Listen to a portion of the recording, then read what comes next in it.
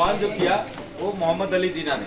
क्या था कि जब कैबिनेट मिशन असफल हो गया, मतलब कैबिनेट मिशन जो भारत आया था, भारत में चुनाव कराने के लिए आया था और भारत में संविधान बनाने के उद्देश्य से और अलग पाकिस्तान का निर्माण होगा, ये सोच रहे थे कि कैबिनेट मिशन अलग पाकिस्तान देश का निर्माण कर देगा। परंतु जब अलग पाकिस्तान देश का निर्माण नहीं हुआ तो मोहम्मद अली जिन्ना ने प्रत्यक्ष कार्रवाई दिवस मनाने का संकल्प लिया और अपने लोगों से कहा कि अपने अधिकार के लिए आप लड़िए, अपने अधिकार के लिए आप आंदोलन कीजिए। और इस दिन आंदोलन इस स्तर पर शुरू हो गया कि धीरे धीरे हिंसात्मक रूप ले लिया, लोग एक दूसरे को मारने लगे।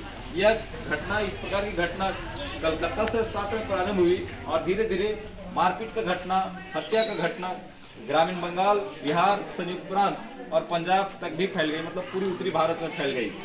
कुछ स्थानों पर जहाँ हिंदुओं ने मुसलमानों को अपने निशाना बनाया, मतलब हिंदू लोग मुसलमानों को मारे, तो वहीं पर कुछ स्थानों पर मुसलमानों ने हिंदुओं को मारा। न केवल मारा, इसके अलावा दुष्कर्म जैसे वारदात का अंजाम दिया, जो कि समाज में बहुत ही निंदनीय है। तो ऐसे कार्य किए हिंदू ने मुसलमानों के साथ और मुसलमानों ने हिंदुओं के साथ।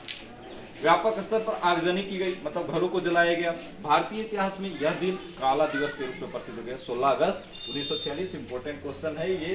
प्रत्यक्ष कार्रवाई दिवस, इंग्लिश में बोलेंगे डायरेक्ट एक्शन डे, तो ये हुआ दिवस के रूप में प्रसिद्ध हुआ। खूनी संघर्ष का सबसे ज्यादा जो असर हुआ वो नोआखली में हुआ। ये बंगाल में था उस समय, अभी ये बांग्लादेश में पड़ता है। विभाजन के बाद जब विभाजन हुआ, बांग्लादेश का कुछ हिस्सा, बंगाल का कुछ हिस्सा बांग्लादेश में चला गया, नहीं पाकिस्तान में चला गया था, लेकिन बाद में ये पाकिस्तान से अलग हो गया, पूर्वी पाकिस्तान, और जिसका नया नाम पड़ गया बांग्लादेश। यहाँ खूनी संघर्ष इतना बढ़ गया था नोआखली में कि हजारों हजार अंग्रेजी सेना केवल बैठी थी, कुछ नहीं कर पा रही थी, इतना उग्र आंदोलन चल रहा था। लेकिन गांधी जी यहाँ आए और अपना एक भाषण दिए जिसमें एकता कायम की बात को दोहराए उन्होंने और याद दिलाए पुरानी बातों को, एकता की बातों को। और इससे पूरा विद्रोह जो था, वहां पर आंदोलन जो था, खूनी संघर्ष था, वो रुक गया।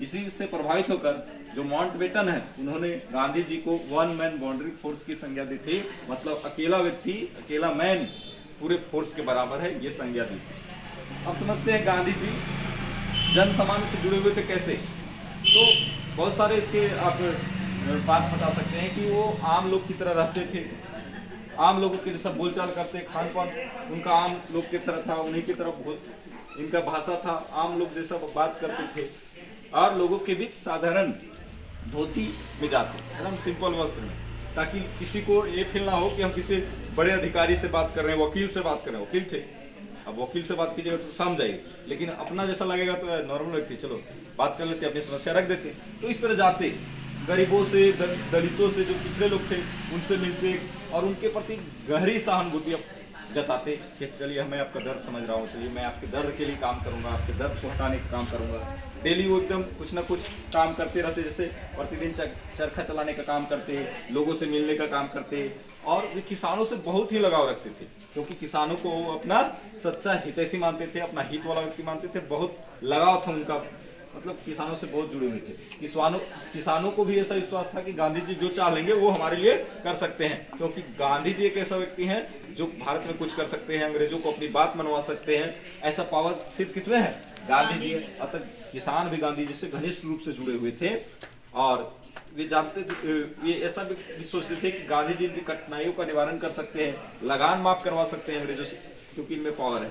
और कुछ समाज में ऐसी बातें चल रही थी जिससे ये ज्ञात होता था कि गांधी जी के पास चमत्कारिक शक्तियां हैं। इस कारण भी लोग जुड़े हुए थे कि अगर उनकी बात को ना मानेंगे तो कुछ अनहोनी हो जाएगा। जैसे कुछ घटनाएं कुछ क्षेत्रों में ऐसी हुई कि किसी को गांधी जी की बात को अगर नहीं माना तो किसी का घर गिर गया, कोई और व्यक्ति इसका बात नहीं माना तो उसका फसल बर्बाद हो गया, कोई बात नहीं माना तो उसका जो कड़ाही होता है गुड़ जिसमें बनाया जाता है तो वो वाला टूट गया बीच से, किसी का बकरी को कुत्ते ने काट लिया बात नहीं मानने पर। तो इस तरह के कई उदाहरण मिले समाज में कि गांधी जी की अगर बात नहीं मानेंगे तो ऐसा होगा, जिस कारण से भी लोग इनसे जुड़े हुए थे, क्योंकि इनके पास चमत्कारिक शक्ति लोग मानते थे, चमत्कारिक शक्ति। ठीक है।